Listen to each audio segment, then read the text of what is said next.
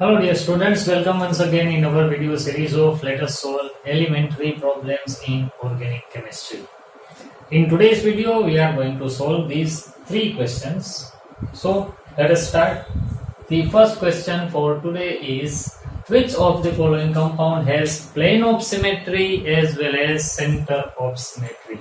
Now the elements of symmetry, there is a separate video on element of symmetry in our YouTube channel.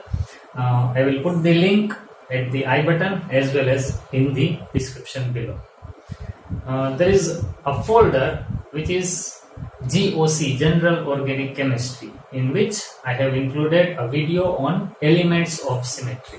So you will have the detailed information about plane of symmetry and center of symmetry in that video.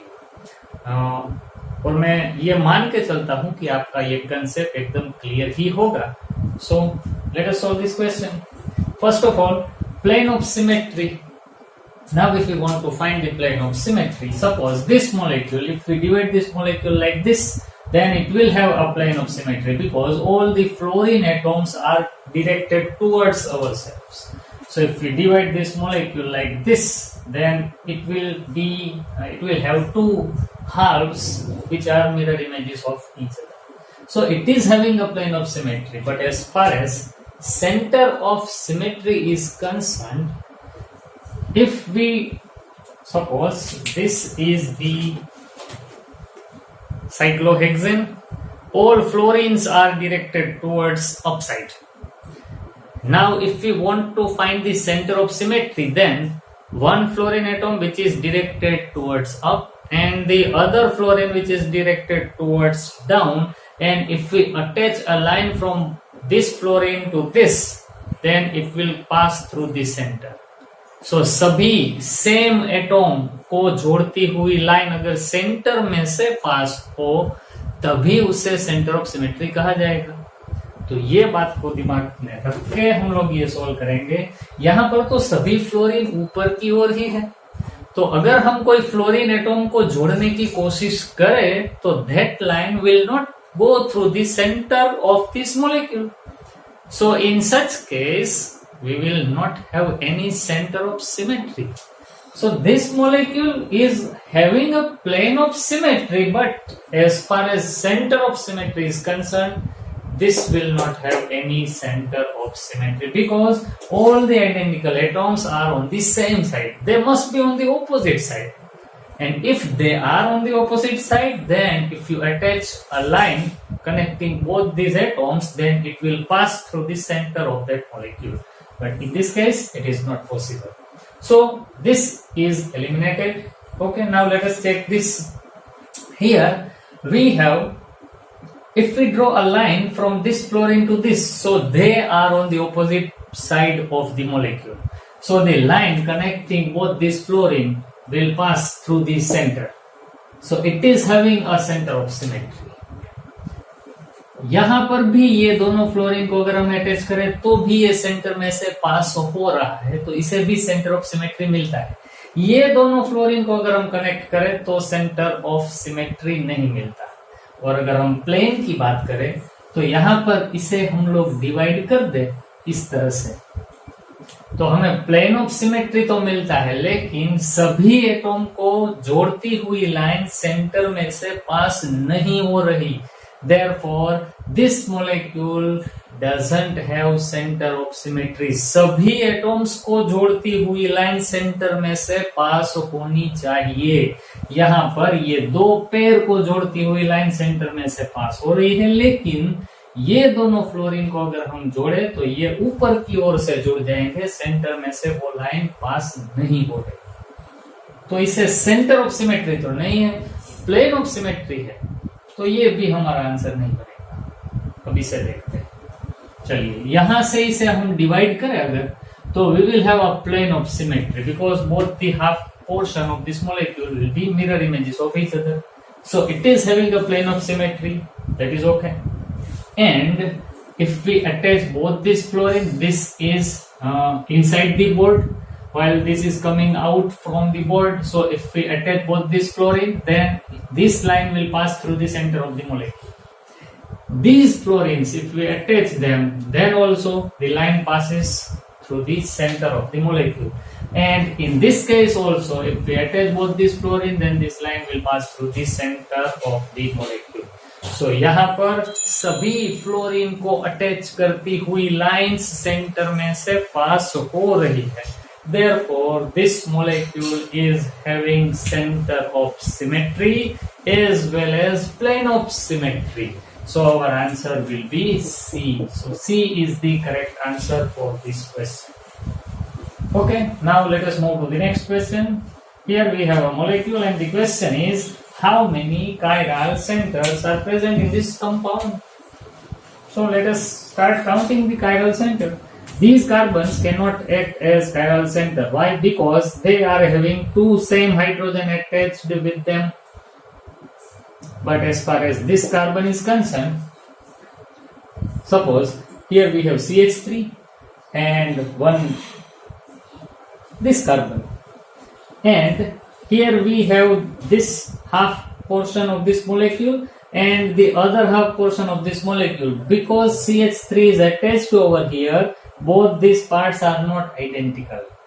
Therefore, this carbon is acting as a chiral center. Okay, this carbon obviously it is a chiral center. तो यहाँ पर दो तो हमें साफ साफ दिख रहे हैं, लेकिन बच्चे यहाँ पर एक गलती कर बैठते हैं. ध्यान दीजिएगा, ये कार्बन यहाँ पर मिथाइल ग्रुप अटैच होने के कारण ये कार्बन भी एसिमेट्रिक बनता है, कायरल बनता है. किस तरह से देखिए, इस कार्बन के साथ एक हाइड्रोजन जुड़ा हुआ है, एक ये वाला फंक्शनल ग्रुप है, दोनों अलग हुए. एक इस तरफ का पोर्शन यहाँ पर CH2 CH2 CH2 और CH2 है, और दूसरा CH2 CH2 CH3 and CH2 है. यानी कि चारों फंक्शनल ग्रुप्स डिफरेंट है. तो ये कार्बन भी हमारा कायरल सेंटर बनेगा. तो यहाँ पर आंसर होगा 3. C is the correct answer for this question. यहाँ पर बहुत ध्यान रखना होगा हमें, क्योंकि ये दोनों तो कायरल दिख ही रहे हैं पहली नजर नहीं, लेकिन इसे कायरल गिनना अगर हम भूल गए तो हमारा आंसर गलत. तो ये भी हमारा कायरल सेंटर है. तो आंसर यहाँ पर मिलेगा E. Okay, now let us move to the next question. How many isomers of C6H12 containing cyclobutane ring? That means if we have C6H12 molecular formula and if we want to draw the structures which contain cyclobutane ring, then how many isomers are possible including stereoisomers? तो यहाँ पर तो हमें draw करना होगा. तो मैं पहले दो क्वेश्चंस मिटा देता हूं. अगर आप चाहे तो वीडियो पॉज करके इसे लिख लें. ओके, तो इसको ड्रॉ करके हम लोग देखते हैं. चलिए,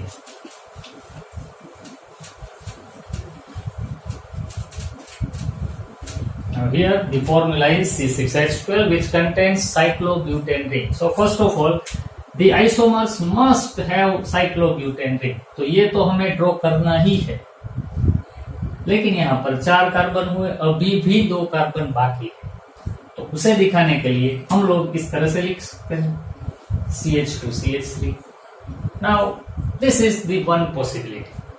The second possibility, again for membered ring, दोनों कार्बन इस तरफ से, एक यहाँ, दूसरा भी वही कार्बन पर जुड़ा हुआ है. ये भी एक पॉसिबिलिटी है. तीसरी पॉसिबिलिटी, एक यहां पर हो एक यहां पर हो, ये भी पॉसिबल बनता है. चौथी पॉसिबिलिटी, एक यहां पर हो एक यहां पर हो, ये भी पॉसिबल बनता है. तो ये तो 4 डिफरेंट स्ट्रक्चर्स हुए, लेकिन यहां पर हमें इंक्लूडिंग स्टीरियोआइसोमर्स ये भी कहा गया है.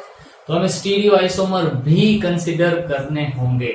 इस तरह से तो 4 दिख रहे हैं, लेकिन 4 तो ऑप्शन में भी नहीं है, 4 से तो ज्यादा ही है सब, क्योंकि हमें स्टीरियोआइसोमर्स भी कंसिडर करना है. तो अगर इस मॉलिक्यूल को ध्यान से देखें तो it can be written like this. Suppose this methyl and this methyl both are in cis condition. This is the first possibility, and one is directing toward ourselves and the other is away from us. So this is trans condition. सिस हो तो बात ही खत्म हो गई, लेकिन trans हो तो वहां पर दो पॉसिबिलिटीज है। अगर इसको पहला कार्बन गिने तो ये 1R 2R ट्रांस बनेगा, और अगर इसको पहला कार्बन गिने और इसका मिरर इमेज अगर हम लोग बना दे तो ये इस तरफ से बनेगा।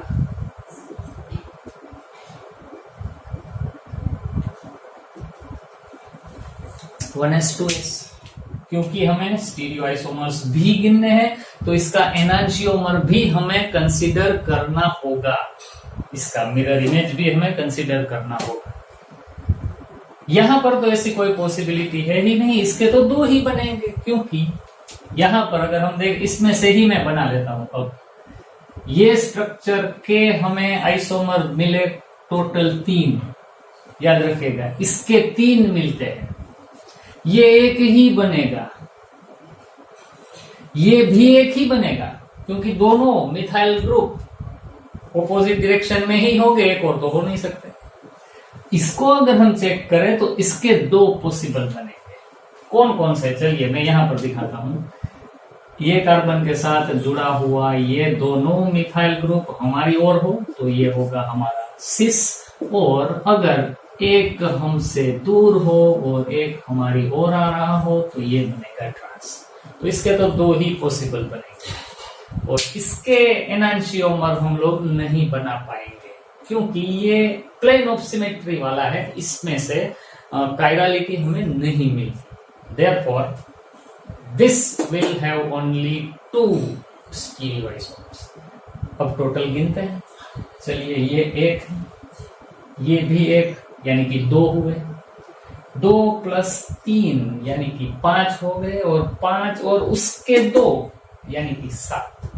तो total isomers of the compound having formula C6H12 and which contains a 4-membered ring will have 7 isomers. 7. So answer is C. 7 is the correct answer for this question. I hope आपको ये समझ में आ गया होगा। अगर थोड़ा सा भी कंसेप्ट आपको प्रिपेयर करना बाकी हो तो पहले आइसोमरिज्म के बारे में कंसेप्ट अपना प्रिपेयर रखें, उसके बाद इस क्वेश्चन को समझने की कोशिश करें। तो इस वीडियो के लिए इतना ही, फिर नेक्स्ट वीडियो में मिलेंगे कुछ नए क्वेश्चन के साथ। So till we meet next time, have a nice day.